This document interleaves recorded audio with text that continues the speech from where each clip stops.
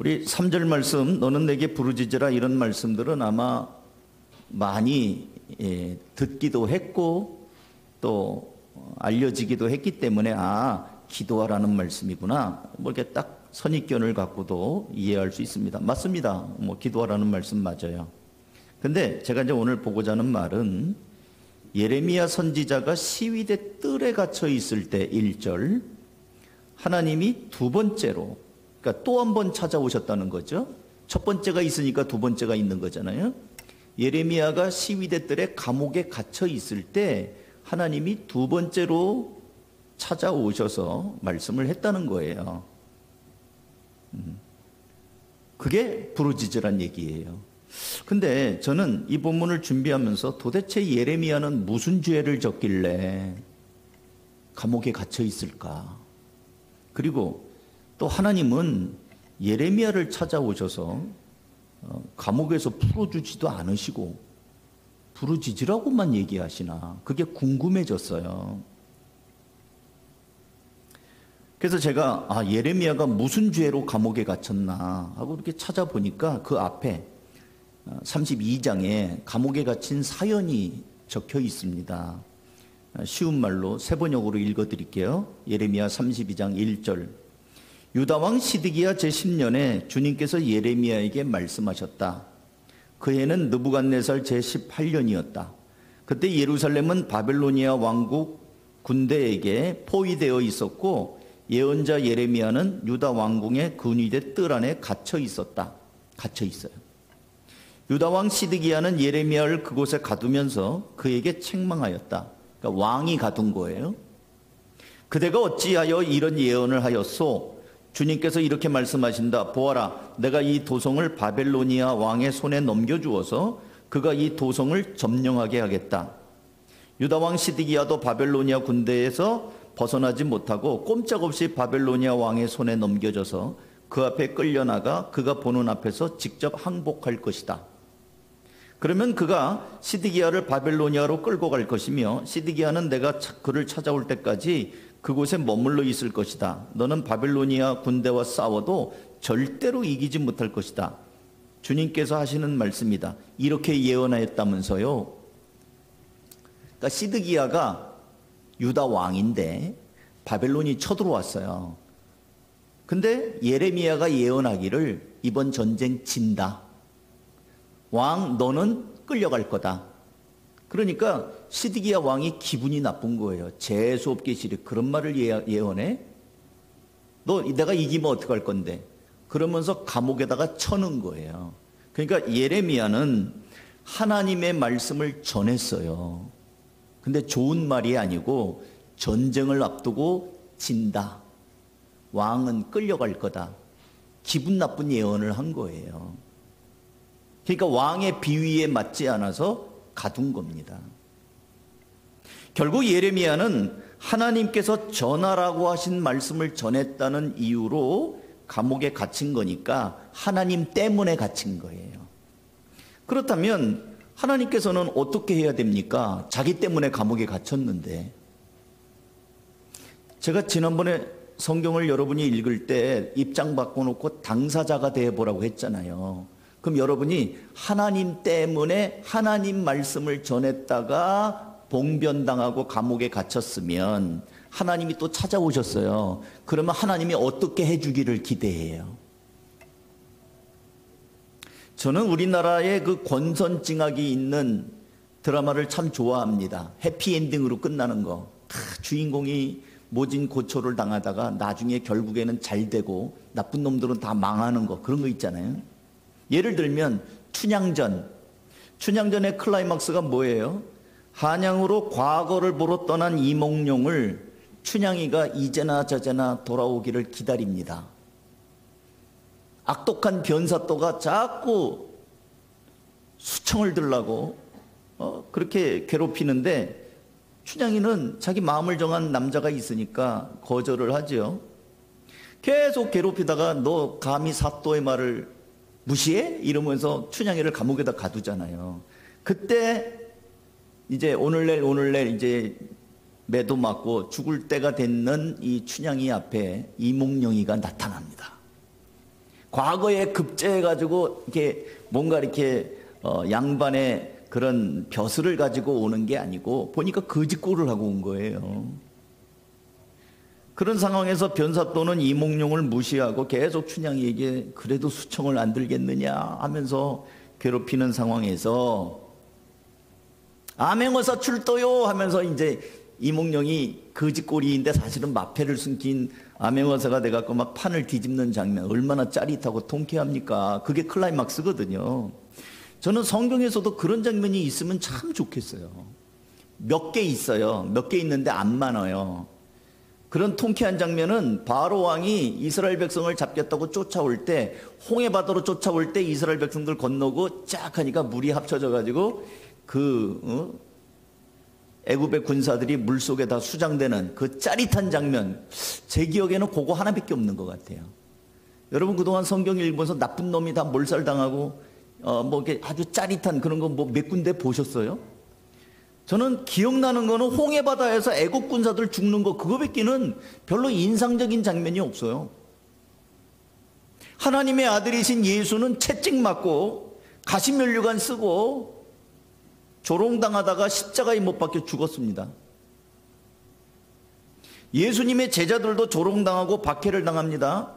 스데반 집사는 하나님의 말씀을 전하다가 이게 지금 설교하다가 설교를 못 끝나고 죽어요. 결론도 못 맺고 짱돌 맞아서 죽습니다. 사도 바울은 가는 곳마다 박해를 당하고 매를 맞으면서 감옥에 갇힙니다. 이 성경의 사도행전 16장에 보면 막 그 땅이 진동을 하고 감옥문이 벌컥벌컥 열리, 그거요 매 맞고 감옥에서 찬송할 때 일어난 사건이에요. 매 맞고 감옥에 갇혀서 찬송하며 기도할 때 이 한 거지 좋은 날에 있었던 사건이 아니에요. 그리고 감옥이 열리니까 그 간수가 자결하려고 그러니까 우리 다 여기 있다. 그래서 다음날 날이 밝아가지고 절차 밟아서 석방되거든요. 하나님이 꺼내주시지 않았어요. 절차 밟아서 석방됩니다. 오늘 예레미야도 마찬가지예요. 하나님 말씀 전하다 감옥에 갇혔잖아요. 그러면 하나님이 두 번째로, 첫 번째는 그렇게 예언해 갖고 갇히게 만들었으면 두 번째 왔으면은 예레미야야 고생했다. 내가 이놈들을 내가 본때를 보여주마 하면서 감옥을 탁 멋지게 박살을 내고 예레미야를 탁 해서 아우라가 탁 이렇게 있으면서 봤지. 나 이런 사람이야. 이렇게 하면 좀 뭔가 가오가 서지 않겠어요? 근데 아무리 눈을 씻고 봐도 하나님께서 예레미야를 꺼내주지 않습니다. 감옥에서. 그러고 꺼내주기는커녕 뭐라고 얘기냐면 너는 내게 부르짖으라. 내가 내게 응답해갖고 내가 알지 못하는 크고 비밀한 일을 보여주겠다 하면서 아니 뭐 부르짖고 말고 할 게 뭐가 있어요. 꺼내주면 되지. 안 꺼내주고 나서 저놈들을 좀 혼 좀 내줬으면 좋겠는데 혼도 안 내주시고 부르짖으라고 그래요. 그러면 하나님께서는 예레미야를 감옥에서 꺼내주실 수 없어서 부르짖으라고만 한 걸까요? 그럼 뭘 부르짖으라는 걸까요? 우리가 생각할 땐 하나님 저희 감옥이 너무 힘들어요. 감옥에서 탈출시켜 주시옵소서. 감옥 탈출해달라고 부르짖으라는 걸까요? 꺼내주면 되지 뭘 부르짖고 자시고가 있어요? 그거 아닙니다. 예레미야가 지금 처한 상황은 아까 제가 서두에 말씀드린 것처럼 유다와 바벨론이 전쟁이 터지는 상황입니다. 이때 예레미야는 하나님으로부터 유다가 전쟁에 지고 바벨론에게 빼앗기고 유다 왕도 포로로 끌려가게 된다는 것을 말씀을 해주셨고 그거를 예언을 했습니다. 그러니까 예레미야는 예언을 하면서 아 하나님의 계획이 이거구나 하는 것을 알게 되었어요. 그러니까 나라가 여전히 바람 앞에 등불처럼 어려운 상황인 겁니다. 그러니까 뭘 부르짖으라는 거예요? 망해가는 나라를 위하여, 끌려가는 백성들을 위하여 지금 이 사실을 알고 있는 사람은 너밖에 없다. 네가 부르짖어야 된다. 부르짖을 사람은 너다라는 거를 지금 말씀하는 겁니다. 이 부르짖는다는 말은 속삭이는 게 아니에요. 큰 소리로 절규하며 있는 힘껏 목소리를 높여 외쳐서 기도하는 걸 부르짖는 거라고 그래요. 여러분은 언제 이렇게 부르짖어가며 기도한 적이 있습니까? 우리는 층간소음 시대에 살고 있어요. 그래서 말도 조용조용. 기도하다가 목 쉬어본 적 있으세요? 여러분이 신앙생활 할 때 여러분의 젊은 날을 생각해 보세요. 수련회 가면 애들이 목이 하고 이렇게 오지 않아요? 얼마나 부른 적이. 수련회 기도원만 갔다 하면 목이 다 쉬어서 오는데 요즘에는 안 그래? 목이 맨질맨질 빠다먹은 것 같이 그렇게 하고 와요. 아마 우리는 특별히 장로교인들이라 체면을 차리느라고 점잖게 기도하면서 목이 터져라고 부르짖는 기도는 여간에서는 잘 안 하는 게 장로교인들의 특징이에요. 여러분, 불과 몇십 년 전까지만 해도 아마 지금도 그런 데가 있을진 모르겠어요. 시골 화장실은 재래식, 푸세식 화장실입니다. 이렇게 퍼내는 거예요. 그 안에 들어가면 구린내가 아주 진동을 합니다. 근데 화장실을 안 갈 수는 없고 냄새를 무릅쓰고 화장실에 그 옛날 재래식 화장실에 들어가 앉아 있으면 조금 시간이 지나면 어때요? 냄새가 납니까? 안 납니까? 안 나요. 적응이 돼서. 예. 화장실 그 냄새 나는 데를 들어갔는데 가서 냄새야 하고 있는데 조금 있으면요 그 냄새에 나도 모르게 적응이 돼가지고 버틸만 해요. 볼일을 마치고 이제 방에 들어오죠. 그럼 너 화장실 갔다 왔지? 그 화장실에 있는 구린내가 내 몸에 밴 거예요. 그래서 나는 화장실에 있다가 왔기 때문에 모르는데 그 방에 있는 사람은 냄새를 내 몸에서 맡죠. 너 거기 갔다 왔구나. 지금 우리가 살고 있는 세상은 화장실과 같아요. 여러분은 세상에서 이 죄악의 구린내를 맡고 있습니까? 냄새가 안 나요? 세상이 별로 살만한 세상이라고 생각하세요? 그럼 여러분 적응한 거예요. 여러분이 구린내 나는 세상에서 냄새 못 맡고 있다면 이 민감하지 않은 거예요. 익숙해진 거예요. 둔감해진 거예요. 적응된 거예요. 세속화된 겁니다. 이 세상이 너무 이게 정말 문제가 많구나. 하나님이 기뻐하시지 않는 세상이구나 하는 거를 못 느끼고 산다면 여러분은 세속화된 겁니다. 세속화되지 마십시오. 거룩과 순교를 회복하셔야 돼요.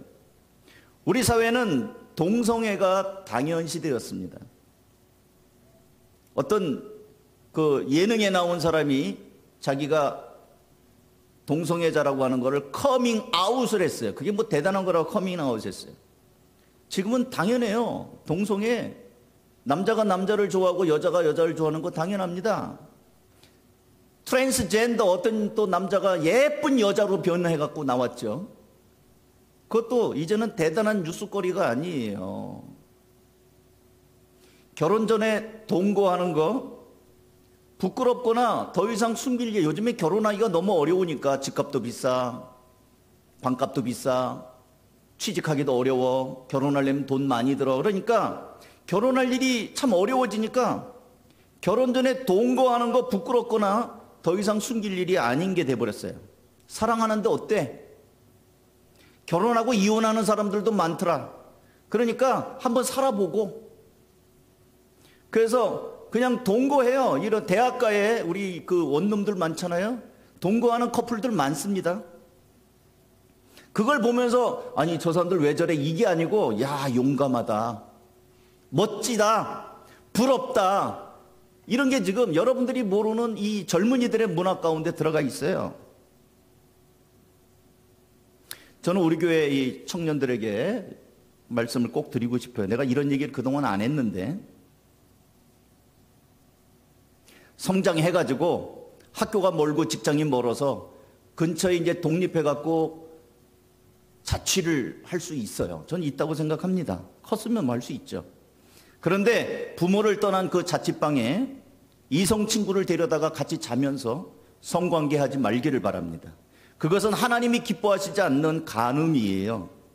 제가 그동안 이런 얘기를 하지 않았습니다만 강단에서 이런 얘기를 할 정도로 지금은 교회 젊은이들이 세속화의 바람이 너무 많이 들어와 있어요. 여러분 한번 생각해 보세요. 우리나라 사람들이 하루에 거짓말을 몇 번이나 할까요? 통계적으로 우리나라 사람들은 거짓말을 세계에서 5번째로 잘하는 나라입니다. 그건 통계가 말하고 있어요. 어느 영화 대사처럼 입만 열면 거짓말이 자동으로 나와요. 하루에도 우리는 밥 먹듯이 거짓말을 하면서 살기 때문에 어느 정도 거짓말은 양심의 가책도 안 돼요. 저도 거짓말 많이 합니다. 목사님 식사하셨어요? 그럼 저는 열이면 저한테 이렇게 물어보면 딱 분위기 봐가지고 저 사람이 인사로 물어보는가 진짜 나 밥을 사주려고 물어보는가를 딱 파악해서 인사로 물어보는구나 그러면 부담 안 주려고 먹긴 뭘 먹어요? 안 먹었는데. 근데 안 먹고도 먹었다고 거짓말 숱하게 합니다. 부담 안 주려고. 근데 그거는 제가 합리화를 하죠. 이건 뭐 그것까지 거짓말이라고 하면 사람 어떻게 사나. 거짓말은 거짓말이에요. 차라리 좀 지금 생각 없습니다. 그러면 되지. 아니 좀 이따가 먹을 겁니다. 그러면 될 텐데 왜 먹었다고 얘기하냐고 안 먹었으면서. 전화가 왔습니다. 받기 싫은 전화예요.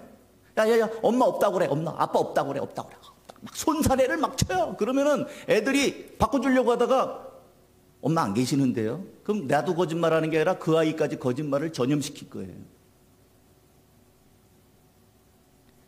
받기 싫은 전화들이 옵니다.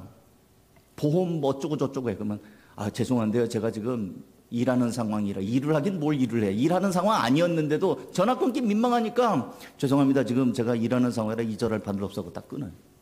일 안 했거든요. 거짓말이에요. 근데 제가 민감하게 생각하니까 그렇지 대체적으로는 그런 거짓말도 그냥 표시도 안 나게 지나가요. 우리 얼마나 거짓말 많이 하고 사는지 세상 문화거든요. 그게. 교회에 들어오면 우리 집사님들이 기도할 때 세상에서 죄졌다고 고백하죠. 그 왜 그러냐면 여기 오니까 이제 구린내가 빠지는 거예요. 교회는 세상이 아니에요. 구린내가 빠져요. 예수님의 십자가의 보혈로 다시 씻고 성령님의 페브리즈, 냄새 빼는 거 있잖아요. 성령님의 페브리즈가 와가지고 다시 새롭게 돼요. 그리고 또 다시 세상에 나가면 세상이 이렇게 참 문제가 많구나. 근데 거기서 또 살다 보면요, 일주일 살면 또 적응이 또 돼. 그 구린내 나는 화장실에서 적응하듯이 또 적응이 돼가지고 또 살아요. 그 또 들어오면 다른 사람들하고 또 보면서 너 갔다 왔지? 너 세상에서 너 아직도 문제가 있구나. 들락날락 하다 보면은 어느 순간에 내가 이제는 이렇게 살 수가 없구나 하면서 결단을 하게 됩니다. 그걸 우리는 변화라고 해요. 하나님이 예레미야에게 2번째 찾아오셔서 하는 말씀은 감옥에서 너를 꺼내는 게 중요한 게 아니라 지금 전쟁판이 벌어지고 있는데 지금 네가 기도할 사람은 너밖에 없다. 사랑하는 성도 여러분, 우리는 여기 사니까 실감이 안 나는 게 있어요. 전쟁의 위험입니다. 여러분 간밤에 잘 주무셨습니까? 제가 오래전에 해외에 선교사로 있을 때 한국에 관한 보도가 이렇게 나와요. 그러면 맨 데모하고 휘발유병 날라다니고 전경들 막 몽둥이 들고 막 사람 개 패듯이 패고. 야 저거 어떻게 사나. 세상에 대한민국은 살기 어려운, 들어오면 안 되는 아주 위험한 나라예요. 외국에서 볼 때는. 근데 지금도 큰 차이가 없어요. 지난 1월 10일, 지금 1월 29일이죠. 1월 10일 북한군 병력이 120만 명으로 중국, 인도, 미국에 이어서 세계 4위입니다. 북한 군사가 그렇게 많은 게 세계에서 4번째로 많대요. 물론 군사 숫자하고 실제 그 군사력하고는 뭐 별개일 수 있죠. 근데 어쨌든 자동차로 불과 1시간 거리에 100만 명이 넘는 북한군이 우리를 향해서 총을 겨누고 있습니다. 한국 국방연구원에서는 북한의 핵탄두 수량 추계와 전망이라는 보고서를 통해서 북한이 현재 갖고 있는 핵탄두가 80개에서 90개라고 발표를 했습니다. 저는 이거 보고 깜짝 놀랐어요. 핵탄두가 80개면은요, 우리의 한반도가 다 깨져나가는 거예요. 근데 국가정보원은 미국 본토까지 타격할 수 있는 ICBM, 대륙간 탄도미사일 있잖아요. 가끔씩 나오죠. 그게 북한에서 12개가 있답니다. 그게 공식적으로 우리나라 국가정보원에서 발표한 거예요. 신문에다가. 그러니까 요 얼마 전에 여러분 저는 이렇게 생각합니다. 우리 교인들은 한 손에는 성경, 한 손에는 신문을 들어야 돼요. 그렇게 해서 세상을 우리는 봐야 됩니다. 우리나라 대통령이 뭐라고 발표를 했냐면 전술핵 재배치를 하든지 미군이 아니면 우리가 자체적으로 핵 개발을 하든지 모든 가능성을 열어보겠다. 이런 얘기를 했어요. 그러니까 옛날에 박정희 대통령 이후에 이런 얘기를 대통령이 직접 했다고 그래갖고 또 언론에서 막 나오다가 또 슬그머니 없어졌습니다. 그런가 하면 MBC 방송국은 북한의 6차 핵실험 보도를 하면서 서울 상공에 핵이 터지면 한순간에 300만 명이 즉사한다라는 보도를 했습니다. 이렇게 말씀을 드리면 목사님 신성한 강단에서 왜 공포 분위기를 조성합니까? 라고 말할 수도 있겠죠? 근데 여러분 제가 공포 분위기를 조성하는 게 아니에요. 강력한 태풍이 올라온다 그러면 여러분 어떻게 합니까? 베란다 창문에 막 테이프 막 붙이죠. 막 유리 흔들리면 안 되니까. 태풍 온다고 하면 유리 흔들리는 거 막으려고 테이프도 붙이고 하면서 세계에서는 지금 대한민국 한반도가 국제에서 유일한 분단 국가로 매우 위험한 나라라는 생각을 하고 있어요. 근데 어떻게 기도하지 않을 수가 있냐고요.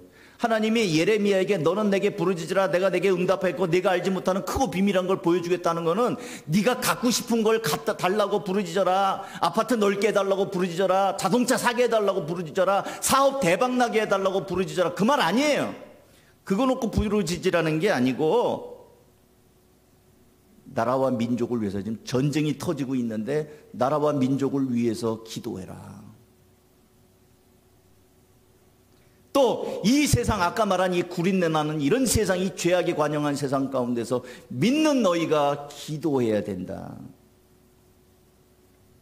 어떤 사람은 기도하려고 그러면 기도할 게 없대요. 도대체 뭘 기도하고 싶길래 기도할 게 없는 겁니까? 지금 대통령은 내가 찍지 않은 대통령이고 하는 짓마다 미운 짓을 한다고 생각하는 분도 있을 겁니다. 저도 충분히 이해합니다. 그러나 일단 대통령이 되었으니 좋든 싫든 하나님의 주권을 믿으면서 위정자를 위하여 우린 기도해야 됩니다. 대통령 하나가 잘못되면 나라가 굉장히 어려워져요. 그리고 이 구린내 나는 세상에 동화되면 같이 죽을 수밖에 없습니다. 우리는 세상에 살지만 세상에 속한 사람이 아니에요. 사랑하는 성도 여러분, 여러분의 기도의 깊이와 기도의 넓이를 더욱 키우시기를 바랍니다. 기도하실 때 여러분 제일 먼저 사랑하는 여러분의 가족들, 자녀들 위하여 기도하셔야 됩니다. 그리고 이 자녀들이 살아가는 세상을 위하여 기도하시기 바랍니다. 여러분 오늘 아마 말씀을 묵상 바이블 타임 하신 분은 야곱의 딸 디나가 동네에 나갔다가 강간당하는 장면을 아마 본문에서 읽으셨을 겁니다. 자녀를 키우는 여러분, 세상을 우리는 너무 쉽게 보지 마시기 바랍니다. 이들이 살아가는 세상을 위하여, 학교를 위하여, 직장을 위하여 기도하셔야 됩니다. 그리고 여러분에게 성경적인 가치관을 제시하는 목회자를 위하여, 설교자를 위하여, 또 교회 공동체, 목장을 위하여 기도하셔야 됩니다. 여기서 여러분이 세상에 찌들었던 것을 빼고 나가야 됩니다. 화장실에 쩔었다가 들어오면 모든 사람이 구린내를 맡는 것처럼 여러분이 세상에서 쩔다가 오면 여기서 다시 한번 말씀에 비춰봐서 내가 잘못 살았구나, 이렇게 살면 안 되는구나 하고 빼고 나가야 돼요. 냄새 빼고 나가야 됩니다. 세속화된 걸 빼고 나가야 됩니다. 그리고 나가서 또 그거를 바꿔야 돼요. 언제까지 재래식 화장실 그대로 두고 살 거예요? 개선해야죠. 바꿔야죠. 그러니까 이제는 우리가 세상을 변화시켜야 되는 것입니다. 뿐만 아니라 하나님의 나라를 위해 애쓰고 수고하는 선교사님들을 위해서도 기도하고, 그리고 우리 믿는 사람들이 살고 있는 이 대한민국의 이 커뮤니티를 바꾸도록 위하여 기도해야 됩니다. 그래서 기도할 것이 없다고 생각하는 사람들은 이런 관점에서 보면 기도가 점점 확장되는 것을 보게 될 것입니다. 혼자 기도하려니까 잡생각이 난다는 분들 계십니까? 그러면 수요 기도회 때 나오세요.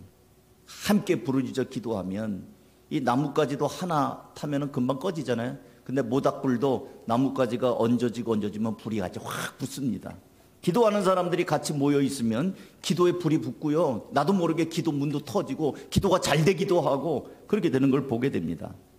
그리고 좀 더 깊이 기도하고 싶으신 분은 새벽을 깨우시기 바랍니다. 하나님과 친밀한 시간을 갖게 될 것입니다. 제가 영상을 하나 준비했어요. 결론부로 한번 읽어보실까요? 영상 한번. 제 은사 정창균 교수님이 쓰신 거예요.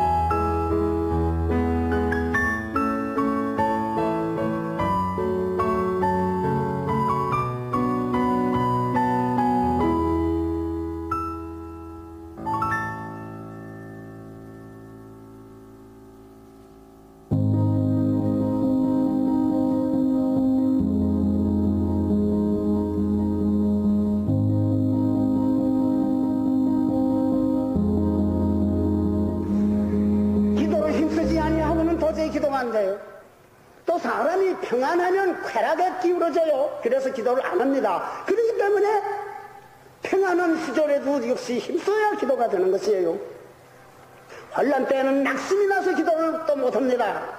그러니까 힘쓰지 아니하고는 기도할 방법이 없는 것입니다. 규칙적으로 기도해야 기도가 되는 것이니 힘쓰지 않을 수가 없어요.